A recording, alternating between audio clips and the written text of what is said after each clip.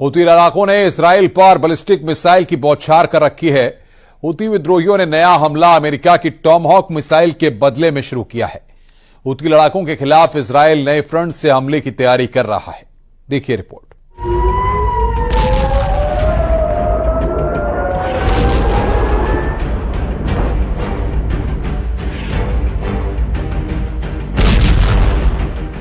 Houthi ने Israel में घुसकर तबाही मचाई।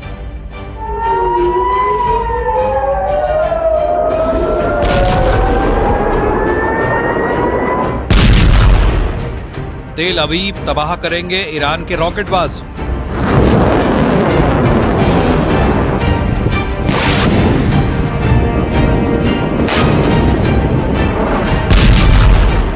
हूथी को हमास न समझना इजराइल।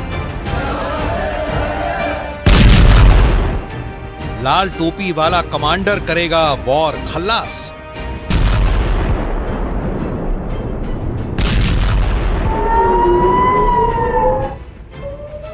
इजराइल में पूरी रात सायरन बजे। इजराइल के आसमान में पूरी रात बारूदी रॉकेट दिखे। इजराइल के हदेरा एल्जार में बैलिस्टिक मिसाइल का टेरर फैला रहा। हूथी फाइटर्स ने इजराइल को बर्बाद करने के लिए मिसाइलों की अंधाधुंध बौछार शुरू कर दी है।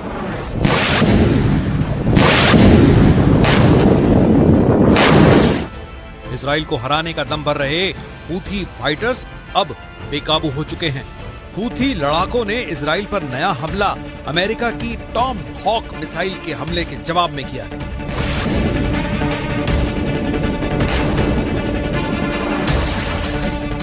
हूथी के रॉकेट की आंधी से इजराइल की सेना में कोहराम मचा हुआ है।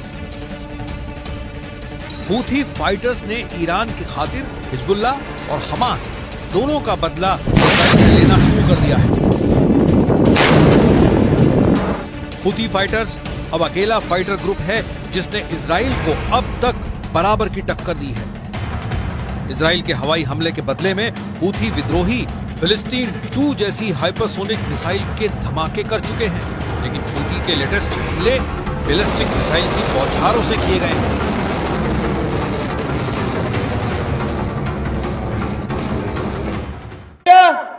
استهدفت محطة الكهرباء التابعة للعدو الإسرائيلي شرقي منطقة يافا المحتلة، وذلك بصاروخ باليستي فرط صوتي نوع فلسطين 2، وقد أصاب الصاروخ هدفه بدقة بفضل الله. الله أكبر.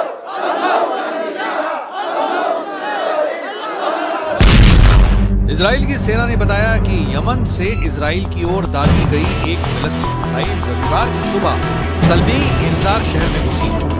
आधी रात शुरू हुए रॉकेट हमले में हूथी विद्रोहियों ने सुबह बैलिस्टिक मिसाइल के धमाके की कोशिश की है। बैलिस्टिक मिसाइल का टारगेट उत्तरी इजराइल का हदेरा इलाका था, जहां इजरायली सेना ने पहले ही हमले की चेतावनी जारी की थी। हूथी की लंबी दूरी की मिसाइल हमले से बचने के लिए एयर डिफेंस सिस्टम को एक्टिव करके रखा गया है।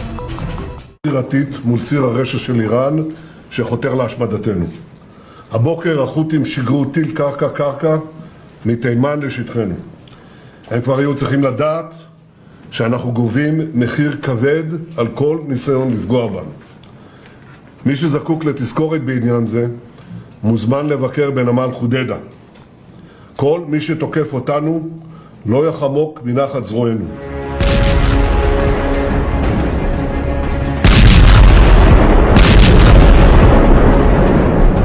बीते शुक्रवार को भी हूथी विद्रोहियों ने बैलिस्टिक मिसाइल से इजराइल को दहलाया था। इसी तर्ज पर रविवार का हमला किया गया। हालांकि इजराइल के डिफेंस सिस्टम ने हूथी के दोनों हमले नाकाम करने का दावा किया है, जबकि मिसाइल की तबाही के बाद भी कई नागरिकों को नुकसान पहुंचा।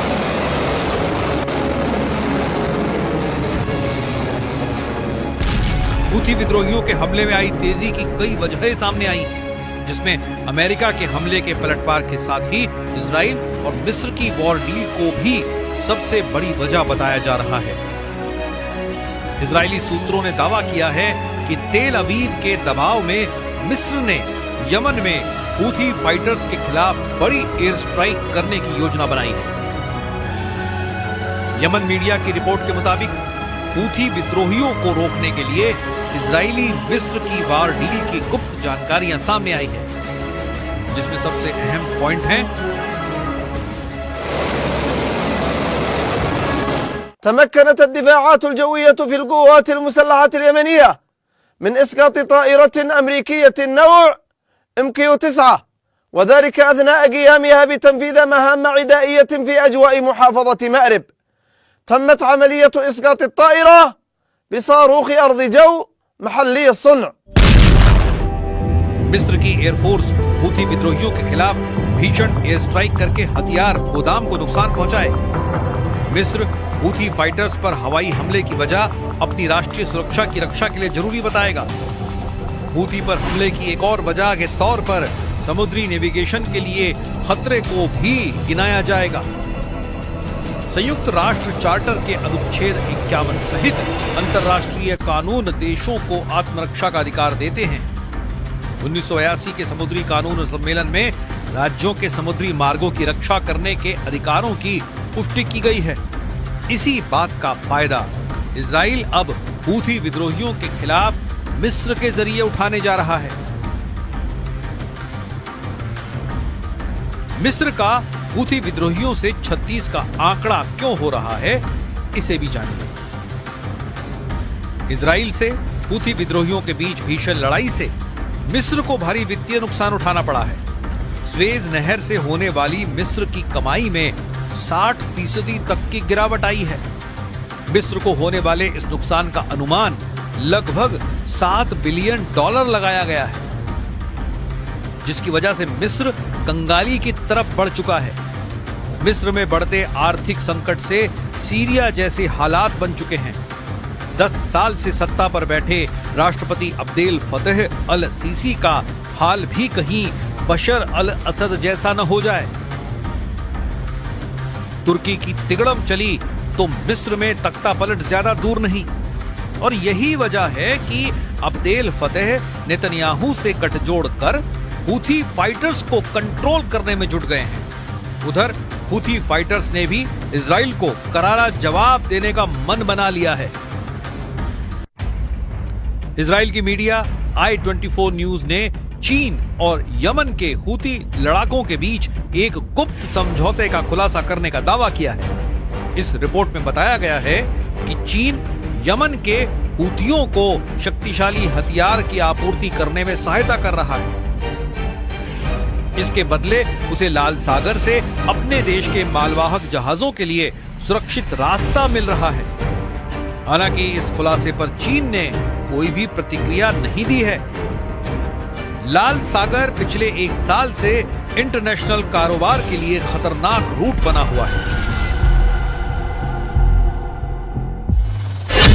I-News-24 की रिपोर्ट में बताया गया है कि चीन और हूथी के बीच हथियारों की सप्लाई का बड़ा नेटवर्क सामने आया है, जिससे लाल सागर ट्रेड रूट खतरे में पड़ सकता है।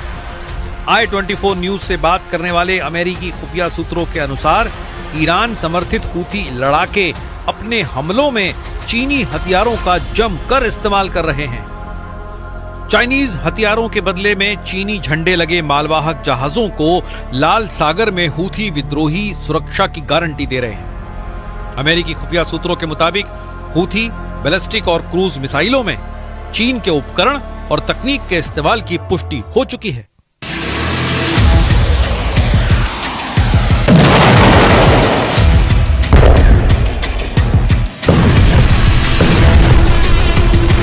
हूथी टॉप कमांडर्स की चीन विजिट की भी जानकारी सामने आई है, जिससे साफ है कि हूथी फाइटर्स हथियारों के लिए ईरान की तरह ही चीन से भी भरपूर मदद ले रहे हैं। मगर चीन ने अब तक इन आरोपों पर कोई भी जवाब देना जरूरी नहीं समझा है। एक तरफ हूथी लड़ाके इजराइल को पटकनी देने के लिए ताकत बढ़ा रहे हैं, तो दूसरी तरफ इजराइल का पूरा फोकस हमास के सफाए पर लगा है। गाजा में हमास पर इजराइल के भयानक हमले तेज होते जा रहे हैं। इजराइल की सेना ने पिछले 72 घंटों में गाजा पट्टी पर 94 हवाई हमले किए हैं। जमीनी ऑपरेशन में भी आईडीएफ ने टैंक से गोलेबारी शुरू कर दी है। न्यूज एजेंसी सिन्हुआ की रिपोर्ट के मुताबिक गाजा में जितनी मौत हमले में नहीं हुई, उससे ज्यादा मौत मलबे में फंसकर लोगों की हुई है। वहीं इजराइल ने दावा किया है कि गाजा में ताजा हमले में हमास का वॉर हेडक्वार्टर जमींदोज कर दिया गया है। इजराइल ने बेत हनोन के नजदीक उत्तरी गाजा में एक पूरे आवासीय परिसर को ध्वस्त कर दिया। आईडीएफ ने दावा किया है कि इमारत का इस्तेमाल हमास के टॉप कमांडर कमांड सेंटर के लिए कर रहे थे। हमास के टेरर हेडक्वार्टर से anti tank firing position, booby trap, सुरंगें और रॉकेट लॉन्चर से इजराइल पर हमले किए जा रहे थे, जिसे बम बरसाकर इजराइल ने मिट्टी में मिला दिया है। इजराइल के भीषण हमले से दहल रहे हमास के एक बंधक का वीडियो रिलीज करके नेतन्याहू की टेंशन फिर बढ़ा दी गई है।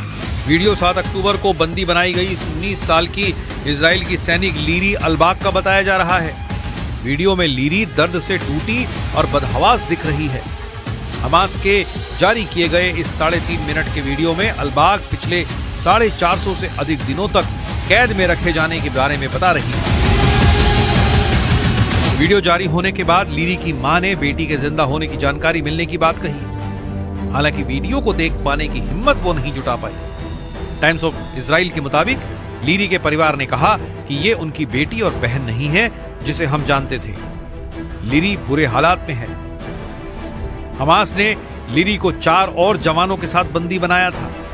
गाजा बॉर्डर के पास नाहल ओज सैन्य अड्डे पर तैनात लीरी को किडनैप कर हमास लगातार उन्हें अलग अलग ठिकाने पर छिपाता रहा है। लेकिन लीरी का वीडियो रिलीज कर अब हमास ने प्रेशर नेतन्याहू पर और बढ़ा दिया है। इस बीच नेतन्याहू ने इमरजेंसी मीटिंग बुलाई है। सर्जरी के बाद नेतन्याहू फिर से एक्टिव हो गए हैं।